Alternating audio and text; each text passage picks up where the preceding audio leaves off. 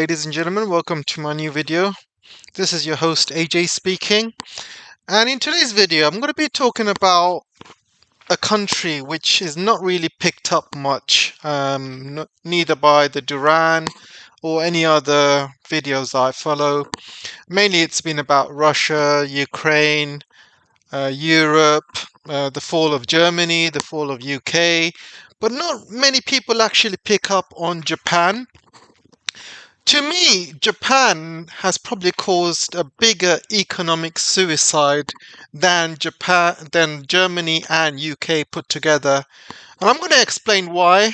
Japan has been very much out of the radar, but I think Japan is truly screwed.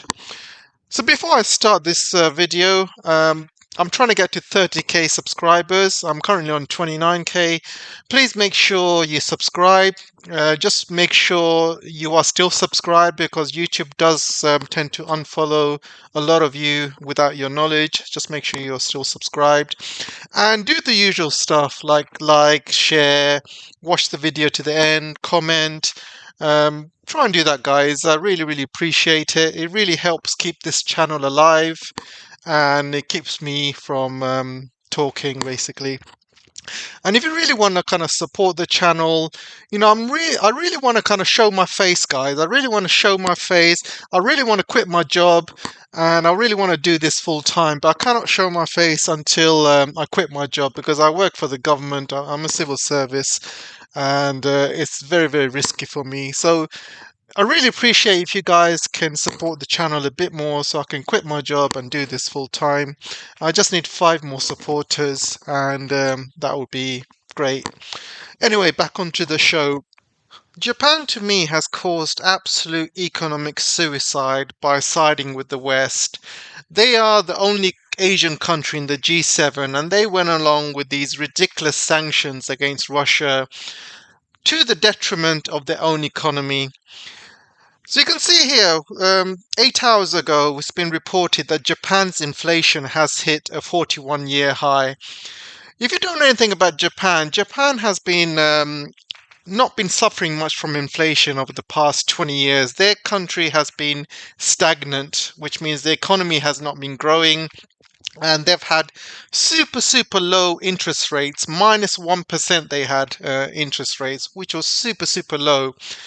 So recently, Japan was forced to increase these interest rates because of the rising dollar, because the yen was collapsing, and many other, obviously, geopolitics events around the world. So because of that, the inflation has been staying small. However, there is a major problem happening in Japan right now. Japan's core consumer price inflation edged up to 3.7% in November, the highest it's been since 1981. But then there was a Middle East crisis, disrupted oil production and caused energy prices to soar.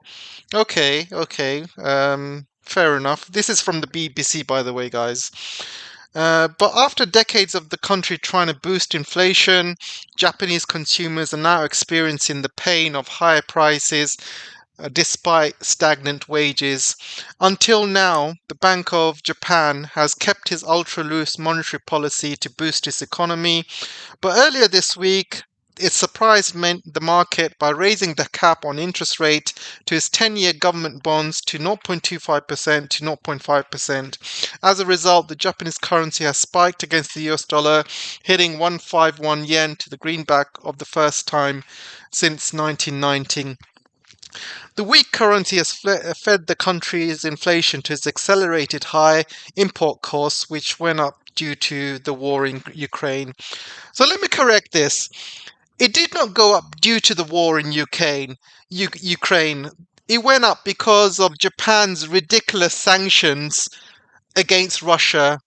And they basically followed the G7 with ridiculous sanctions, ridiculous price caps. They went along with the West. The little Asian leader he used to go to the G7. They used to put him right at the back because he's the only Asian there, and his only job was to agree to everything, while the rest of the Western leaders basically dictate the rest of the world and leave him out of it. And you can see that by looking at all of the G7 pictures. They put all of the important leaders first. Like USA, UK, they even put Canada in there, and they leave the little Asian man right at the back. And I'm not joking about this. You're welcome to do a G7 Google picture, and you'll see the little Asian Japanese leader right at the back, hidden away. So Japan has stupidly agreed to all of these sanctions against Russia. It has caused major issues in Japan because of that. And and you can see from this article, Japan cautiously moves towards stern response to Russia after years of trying to improve relations.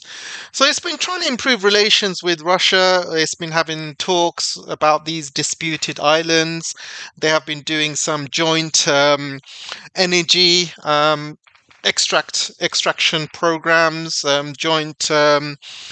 They were trying to, drill some oil together, drill gas fields together as well. All of those stuff was thrown out the window because Japan decided to go along with the West, and now Japan is seriously suffering.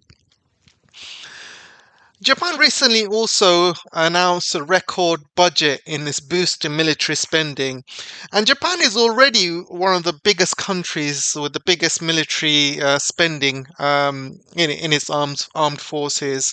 And you can see here on Friday, he announced a 114.4 trillion yen, which is around 863 billion budget in dollars. By the way, this is dollars. I mean, you can see it's almost as high as the US budget for the next fiscal year from April. And people who don't understand how Japanese military budget works, most of the money is basically spent on housing US troops in its island in Okinawa. There's about 50,000 US troops in there, and Japan pays for most of it. And the rest of it goes to US weapons, and I'm talking about F-35s, and the more really expensive US weapons are being shipped over to Japan. And basically, Japan doesn't really have its own sovereignty. So all of the weapons it buys is from the US, and they are at inflated prices. So this is why Japan needs a huge military budget just to kind of make ends meet, because most of the money goes back into the military industrial complex. And for them to double their military budget at this time, especially when Japanese economy is doing so bad, is just asking for suicide. Absolute suicide. And what is that going to achieve by doubling their military? It's not going to achieve anything, because you have China on the other side of the pond. He's going to look at that, and they're going to increase their military budget. North Korea is going to do it. South Korea is going to do it. Rest of Asia is going to do it. So where's it going to end? It's just not going to end. It's just going to the whole region is just going to build up its arms even faster. So that's not going to work. So you can see recently Japan's 2-year yield rises above zero for the first time since 2015. And you can see how Japanese yields have been performing, and they've not been performing very well. Those who know the Japanese economy has been absolutely stagnant for the past 20 years. And I'm going to explain why later on. It's to do with the Plaza Accord. And recently, with the US dollar being so strong against the yen and other currencies, Japan's currency has been very dependent on US dollar. And because the US dollar is so strong, Japan is an importer when it comes to natural gas and oil and other fossil fuels. So it has to buy all of these commodities, fossil fuels, at higher prices because the yen is so weak, the dollar is so strong, so they have to pay more for these goods.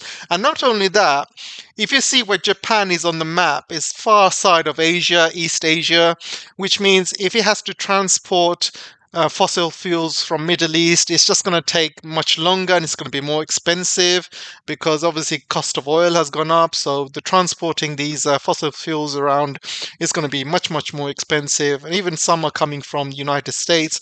Even those are going to be very expensive. So you can see Japan is not doing good in terms of energy. It's spending a lot of money on energy, and this is not good for their industrial and manufacturing, because those who know Japan will know that it is a huge industrial manufacturing powerhouse. 80s, 90s, 2000, it was absolutely amazing. Loads of cars coming out of Japan. You got PlayStations, Sony, and TVs. They were the technological marvel. Everything and anything technological was made in Japan. However, all of these industries are now at risk because the cost of energy is so high. It's actually much higher than what Germany pays for energy, and this is saying something. So the Japan is following the same method as the West, as United States, UK, and Japan. I mean Germany. They're trying to spend their way out of trouble. So you can see Japan unveils 200 billion in new spending to ease inflation plan, and this is going to be money printing. They're going to have to borrow all of that money as well. And already Japan is the most indebted country in the world. I mean, we're talking about more indebted than United States, UK, Greece, you name it. Japan is the number one indebted country in the world. Its debt to GDP ratio is over 280% or something along those lines. So it owes a huge amount of money, and now its economy has to, basically go into more debt to for this inflation plan to go ahead. So Japan's foreign reserves fall again as Tokyo carries on dumping dollars and buying the yen. So because the yen is so weak, they have been dumping a lot of dollars, and I believe that they've dumped over $1 trillion over this year alone. And they did this to protect the yen. And the bad news is, uh, because they've dumped the dollar, the cost of goods and energy is going to go even more higher for them as well. This is just a short-term gain, and this is going to be also bad news for the dollar as well, because countries like Japan, China, and other countries are dumping the dollar. So all of these dollars will end up back in the US, and it will kind of bring up inflation even more in the US. So things are not looking good for Japan.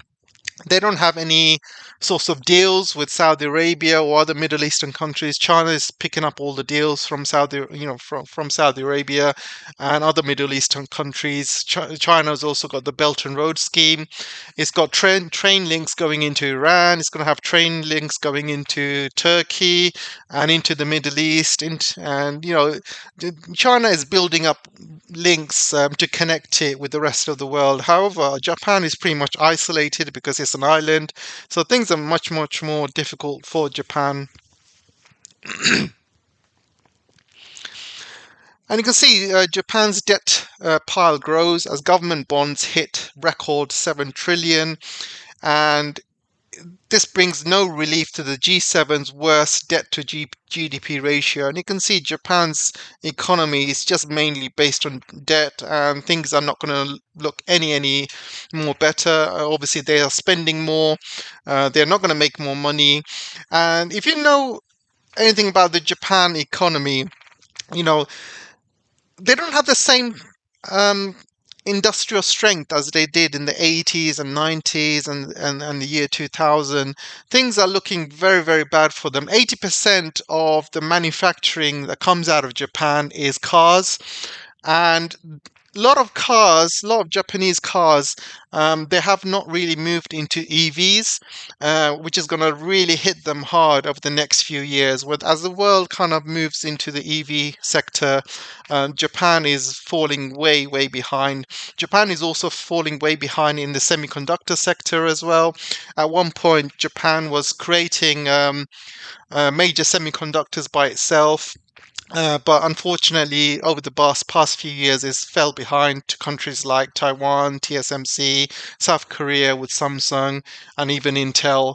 So Japan is falling behind. Its manufacturing is falling behind compared to the rest of the world as well. So things are not looking good for Japan's future. And you can see Japan's yen has been falling over a 24-year low. It's been going up and down, but mostly it's been down. And things are now inflation is starting to bite, and also they have huge amounts of debt. So Japan's economy and its yen is not looking very good. And you can see from this article here, I mentioned the fact that Japan is not really pursuing EV cars. They cannot pursue EV cars for many reasons. Number one, they don't have the same, um, you know, access to raw materials as does China and Russia compared, for example.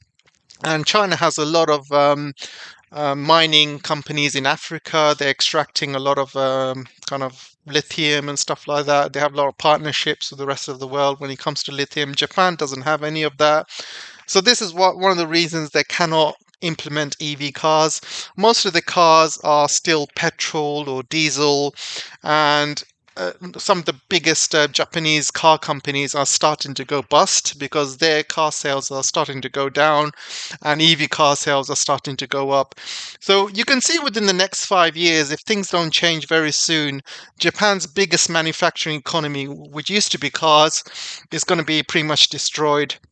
And already, electric cars, EV cars, Tesla and other US brands are starting to take over the market, and especially Chinese EV cars as well. So Japan is in serious, serious trouble. There's also other issues as well with semiconductors. Semiconductor market has been taken over by TSMC and also by Samsung. So when it comes to phones, they are obviously leading. The high-end semiconductor market. So Japan doesn't really have any companies within the country itself to make 5 nanometers or below chips. So that is kind of lacking as well. So there's some huge economic challenges to come in Japan over the next few years, and I just don't think things are looking good. So there's other problems with Japan as well. They've got a huge problem with this demographics because the problems of Japan, because it's because the yen is not doing very well, because everybody's working 2 jobs to make ends meet.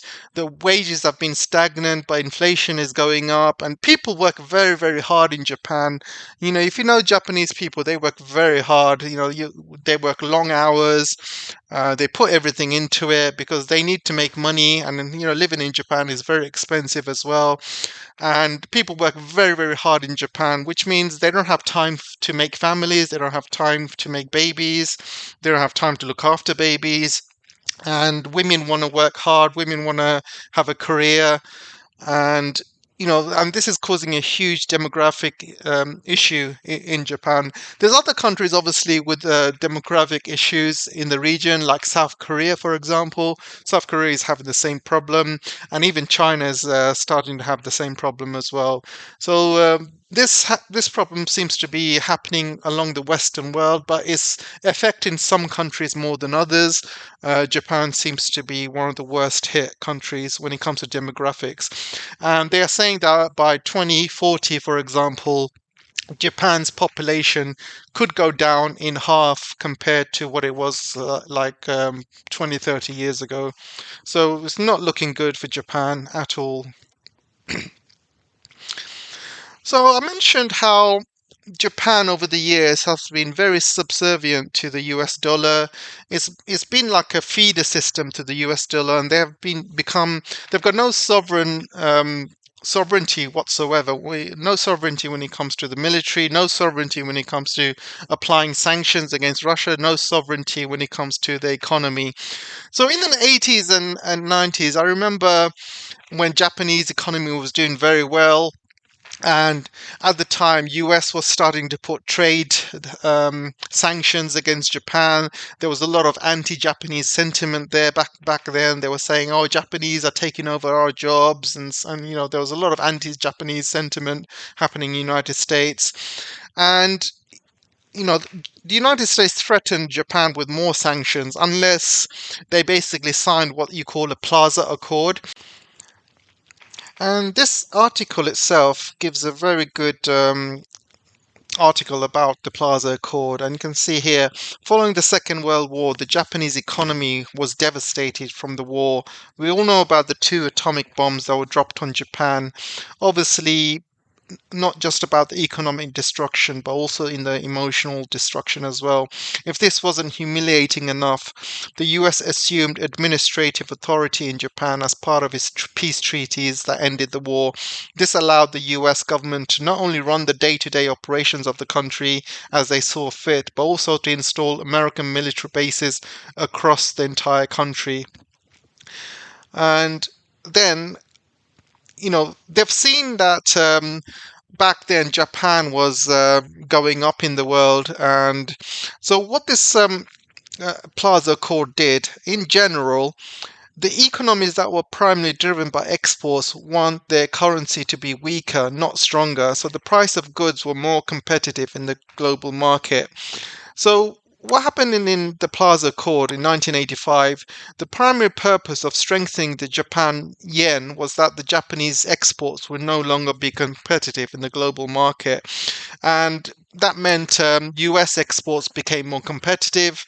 And after the Plaza Accord, the Japanese economy just tanked, and it's never ever recovered since then. You can see Japanese economy tanks, and it never ever recovered since. And they're calling it a lost decade, or the lost couple of decades, because since then it has never ever recovered, and doesn't look like it's going to recover anytime soon, with more hurt coming to the Japanese people with all of these policies and sanctions that placed against Russia.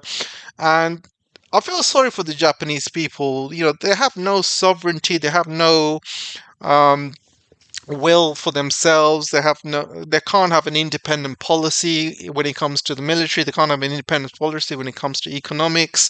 So they're basically a vassal state of the United States, and the United States you know, will gladly sacrifice every single Japanese in a war with China if it ever comes. If there was a war in the Taiwanese Strait, for example, they will make sure that every single Japanese dies in that war, because Japan would be at the front line between any war between the US or China. I mean, all US has to do is basically launch attacks from Japanese bases. They have Okinawa and other military bases around Japan, and they will basically launch attacks from there to kind of protect Taiwan, and that in turn will allow China to basically attack Japan back. And you've seen it happen, and they're doing that to Ukraine. They've done it to other countries along in the past as well. While the US will gladly stand in the background and let Japanese basically fall in any future Taiwanese war. I'm going to give you a brief history of Japan. I know Japan is not a country that people usually talk about, but I have read a lot of Japan and Chinese history, and a lot of people don't realize Japan used to be a great power once upon a time. However, they have invaded many countries along Asia throughout the years. They invaded South Korea, China. They've invaded many times. They took over the island of Taiwan for about 100 years. And it's not just about taking over these um, taking over some of these countries and invading them, but they have caused some huge, major problems in terms of genocide. For example, in China, there's one particular thing in history called the Rape of Nanjing, and I'm not going to kind of talk about the rape of Nanjing. You're welcome to Google it, but it's one of the worst crimes in humanity when it comes to genocide, and it really is sickening what Japan did at the time. They did many other things as well. Um, I'm not going to be discussing about all the atrocities that they did. I mean, you're welcome to Google it, but all I can say is some of the things they've done in the past against not only China but South Korea as well and many other Asian countries was truly, truly despicable. And so Japan, as when it was its colonial history, it wasn't really a good country at the time. However, as you know, in the Second World War, things got escalated between the US, and this led to Japan um, attacking Pearl Harbor, and then obviously US was dragged into the Second World War. They fought Japan, and they've dropped 2 atomic bombs in Japan, and as you know, the rest is pretty much history. But I want to kind of emphasize the fact that, the US has dropped 2 atomic bombs in Japan, and they have obviously killed millions of people in the process, innocent people. We're not talking about people who are serving in the military. These are innocent people, and not only people who died on the day, but throughout the generations, babies were born deformed, and people were having cancer, and it caused many problems throughout the generations, and of course a lot of issues. So I do not understand why, even though US has done that, why Japan is still well, I would say a lackey of the United States, a puppet of the United States, because the fact that the US is the only country which dropped atomic bombs on Japan. China hasn't done it. China, South Korea hasn't done it. All these other Asian countries have not done it. So why is Japan so subservient to the United States? Why are they a bunch of puppets? And why would they destroy their own economy, destroy their own sovereignty, just to please the United States? Why have they suddenly become like that? From a country which were colonizers, and now they've become a bunch of puppets. It's almost like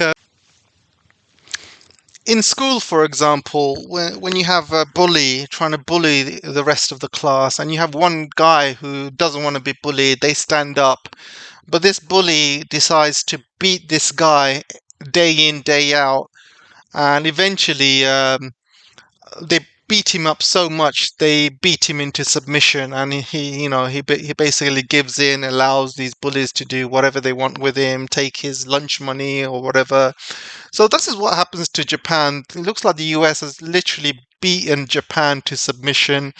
They have no sovereignty left, and they have no fight left in them whatsoever. They're just allowing US to do whatever they want.